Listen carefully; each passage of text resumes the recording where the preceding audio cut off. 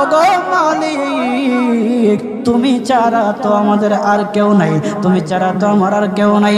আল্লাহ গো, তুমি যদি মাফ না করো কে আমাকে মাফ করবে? তুমি যদি মাফ না করো কে আমাকে মাফ করবে? তুমি যদি আমাকে মাফ করো তাহলে তোমার কোনো দিকে কমবে না, তুমি যদি আমাকে মাফ না করো তোমার কোনো দিকে বাড়বে না। আল্লাহ গো, তুমি আমাকে মাফ করে দাও। সারাটা জীবন অন্যায় কাজ করেছি, সারাটা জীবন নাফরমানি করেছি, আমার কাছে কালেমার দাওয়াত কম আসে নাই, আমার কাছে কালেমার দাওয়াত কম আসে নাই, আমাকে লোকেরা কম বোঝায় নাই। ওগো আল্লাহ, তুমি আমাকে মাফ করে দাও। মাফ না করলে কোথায় যাব, কার কাছে যাব?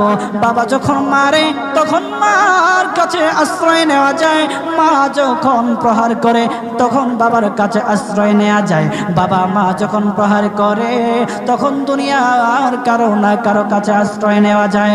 ওগো আল্লাহ, ওগো মালিক, তুমি যদি আমাকে মারো, তুমি যদি আমাকে আযাব দাও, ওগো আল্লাহ, কার কাছে যাব, কার কাছে গিয়া মাফ চাইবো? ওগো আল্লাহ, মেহেরবানি করে মাফ করে দাও। এইরকম কান্না করতেছে, কান্না করতেছে, চোখের পানি তার এমন ভাবে পড়তেছে, দাড়ি ভিজতেছে, দাড়ি ভিজে জমিনের মধ্যে চোখের পানি পড়তেছে, কান্না করতেছে।